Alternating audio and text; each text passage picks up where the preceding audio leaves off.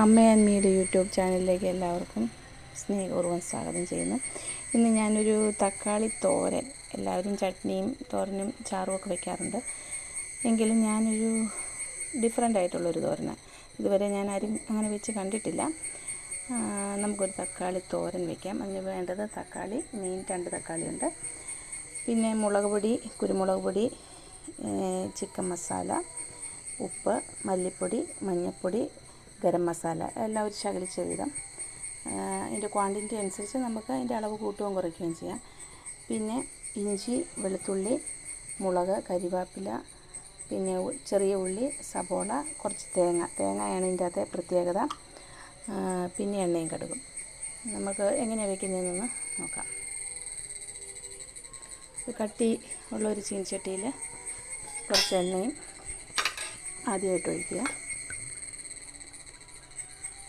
കുറച്ച് എണ്ണ വേണം കേട്ടോ. കാരണം എന്നാ വെച്ചാൽ അത് നമ്മൾ ഒത്തിരി ഫ്രൈ അല്ലെങ്കിലും നമുക്ക് എണ്ണയുടെ ആവശ്യമുണ്ട്. അത്യാവശ്യം എണ്ണ ഉണ്ടെങ്കിൽ മാത്രമേ നമുക്ക് ആ കറി നന്നായി ടേസ്റ്റി ആയിട്ട് തോന്നുള്ളൂ. കടുക് പൊട്ടാനായിട്ട് വെയിറ്റ് ചെയ്യാം. തക്കാളിക്ക് നേരത്തെ അരിഞ്ഞ് വെക്കുമ്പോൾ കുറച്ച് വെള്ളം ഇങ്ങനെ കൂടുതലായിട്ടുണ്ടാകാറുണ്ട്. അപ്പോൾ ആ വെള്ളം നമുക്ക് വേണ്ട. വെള്ളം വരുമ്പോൾ കൂടുതലും കുഴഞ്ഞിരിക്കും. അപ്പോൾ ആ വെള്ളം നമുക്ക് വേറെ എന്തെങ്കിലും കറി വയ്ക്കുന്നുണ്ടെങ്കിൽ ഉപയോഗിക്കുക, ഇല്ലെങ്കിൽ അതങ്ങ് എടുക്കണ്ട.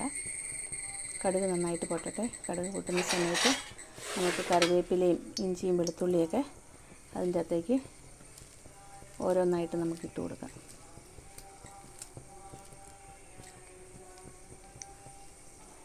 ഇവിടെ നല്ല കിളിയുടെ ശബ്ദം കേൾക്കുന്നുണ്ട് കേട്ടോ.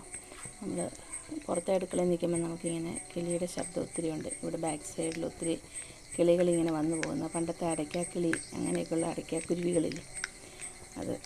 പിന്നെ ചീവീടിൻ്റെ ഒച്ച.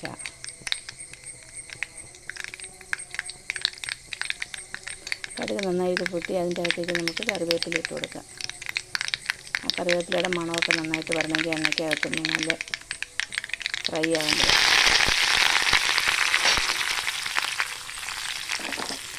അടുത്തായിട്ട് നമുക്ക് ഇഞ്ചി ഇട്ട് കൊടുക്കാം. പിന്നെ അല്പം വെളുത്തുള്ളി, ഇഞ്ചി കൂടെ നമുക്ക് കുഞ്ഞായിട്ട് അരിഞ്ഞ് വെച്ചിരിക്കുന്ന പച്ചമുളകോ കാന്താരിയോ എന്താണെന്ന് വെച്ചാൽ, ചുമന്നുള്ളി കൂടെ തന്നെ നമുക്ക് സവോളയും കൂടി ഇട്ട് കൊടുക്കാം. അത് നന്നായിട്ട് ഇട്ടിട്ട് ഒരു ശകലം ഒരു നുള്ളു ഉപ്പും ഇട്ട് നമുക്ക് നന്നായിട്ട് വഴറ്റാം.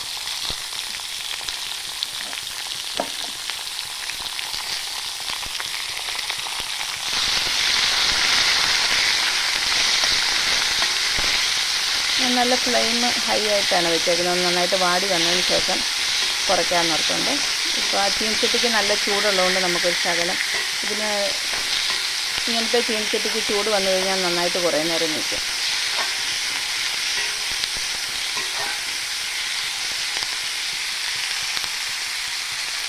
ഇച്ചിരി ഉപ്പിട്ട് കൊടുക്കാം സവോള വഴറ്റുമ്പം.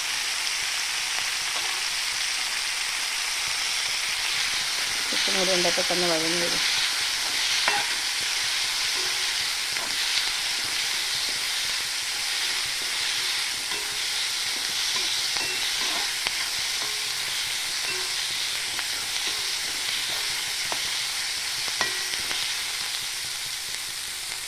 നന്നായിട്ട് വഴന്നു വന്നിട്ടുണ്ട്. അതിലേക്ക് നമ്മൾ റെഡിയാക്കി വെച്ചിരിക്കുന്ന സ്പൈസസ് എല്ലാം ഇട്ട് കൊടുക്കാതെ, മുളക് പൊടി, മല്ലിപ്പൊടി, അല്പം ഗരം മസാല, മഞ്ഞൾപ്പൊടി, കുരുമുളക് പൊടി, ഞാൻ എടുത്തിരിക്കുന്നത് ചിക്കൻ മസാലയാണ്.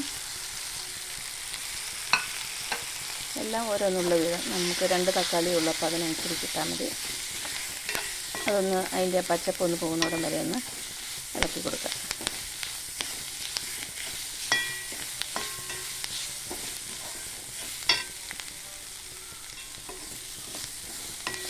ആവി ക്യാമറയിലേക്ക് വരുന്നുണ്ടെന്ന് തോന്നുന്നു, സോറി.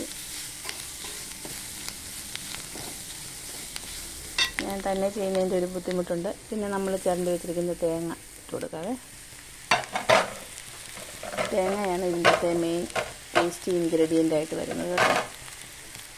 തേങ്ങ നമ്മൾ കുറച്ചൊന്ന് അതിൻ്റെ വെള്ളം വലിയുന്നോടം വരെ ഒന്ന് സോട്ട് ചെയ്ത് കൊടുക്കണം. തീ കൂടുതലാണെങ്കിൽ നമുക്ക് തീ അല്പം കുറച്ച് വെക്കുന്നതിന് കുഴപ്പമില്ല. അത്യാവശ്യം കരിഞ്ഞു പോകാതെ നന്നായിട്ട് ഈ തേങ്ങയുടെ ടേസ്റ്റാണ് നമുക്ക് തക്കാളിക്ക കഴിക്കുമ്പോൾ നമുക്ക് വേണ്ടിയത്. അപ്പോൾ അതിനനുസരിച്ച് നമുക്ക് തക്കാളി ഒത്തിരി വാടുകയും വേണ്ട. ഇതൊന്ന് നന്നായിട്ടൊന്നായി കഴിഞ്ഞാൽ തക്കാളി പെട്ടെന്നിട്ട് നമുക്ക് എടുക്കാവുന്നതേ ഉള്ളൂ. ആ കൂടെ നമ്മൾ ഉപ്പൊക്കെ ഉണ്ടോയെന്നൊന്ന് ശ്രദ്ധിക്കണം കേട്ടോ. അപ്പോൾ അതൊന്ന് വഴറ്റി വരുന്നിടം വരെ ഒന്ന് വെയിറ്റ് ചെയ്യണം. ആ തേങ്ങയുടെ ആ ഒരു പച്ചപ്പ് പോയിട്ട് ഒരു ശകലം മുരിഞ്ഞ ടേസ്റ്റ് വരുമ്പോഴാണ് നമുക്ക് തക്കാളി ഇടേണ്ടത്.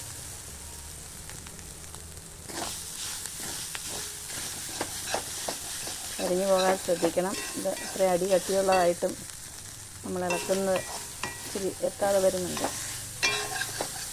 കരിഞ്ഞു പോയി കഴിഞ്ഞാൽ വേറൊരു ടേസ്റ്റാവും. ഇതിലേക്ക് നമ്മൾ അരിഞ്ഞു വെച്ചിരിക്കുന്ന തക്കാളി ആ വെള്ളം ഇല്ലാതെ അങ്ങ് ഇട്ട് കൊടുക്കാം.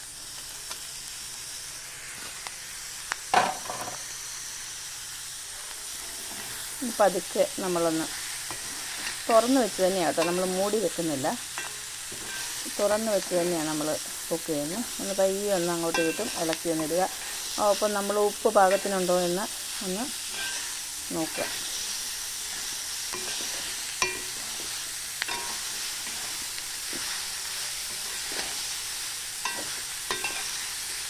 നന്നായിട്ടൊന്ന് ചൂടായി തക്കാളി വരുമ്പോഴത്തേക്കും നമുക്ക് തീ ഓഫ് ചെയ്യാം.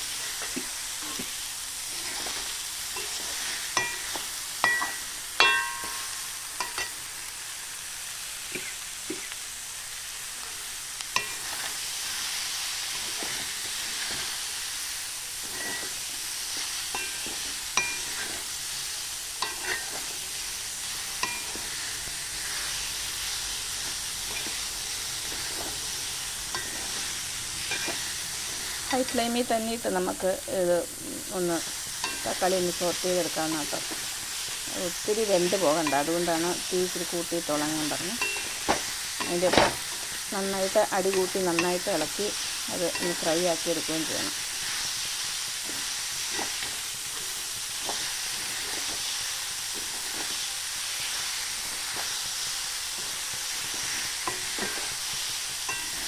തക്കാളിയിലേക്ക് ആ തേങ്ങയുടെ ആ ഇഞ്ചിയുടെയും വെളുത്തുള്ളിയുടെയും കൂടെ ആ തേങ്ങ ഇച്ചിരി കടിക്കും നമുക്ക്. അതാണ് അതിൻ്റെ ആ ടേസ്റ്റ്. വറുത്തരയ്ക്കുമ്പം തേങ്ങയ്ക്ക് നമ്മൾ എടുക്കുന്ന പോലെ ഒരു ചെറിയ ഒരു ഹാഫ് ഫ്രൈ ആയിട്ട് വരുമ്പോഴാണ് ആ തേങ്ങയുടെ ടേസ്റ്റ് വരുമ്പോഴാണ് കറിക്കൊരു ടേസ്റ്റ് വരുന്നത്. അതേ ഉള്ളൂ. നമ്മുടെ കറി തീർന്ന് പെട്ടെന്ന് വെക്കാവുന്ന കറിയാണ്. നമുക്ക് ആ ഇറച്ചി ടേസ്റ്റിൻ്റെ എല്ലാം ഒരു ടേസ്റ്റ് വരികയും ചെയ്യും ആ തേങ്ങയിലും മസാലയിലും തക്കാളിയിലേക്ക്.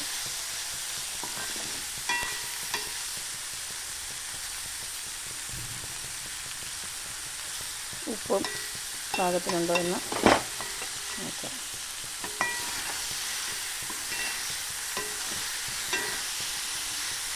തീ നമുക്ക് ഓഫ് ചെയ്യാം.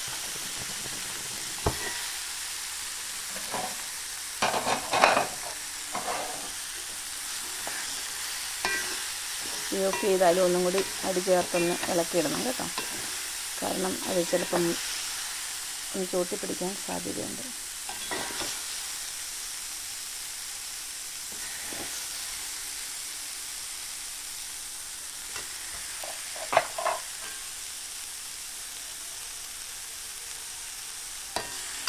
നമ്മുടെ തക്കാളി തോരൻ റെഡി ആയിട്ടുണ്ട്. ഇതാണ് നമ്മുടെ തക്കാളി തോരൻ.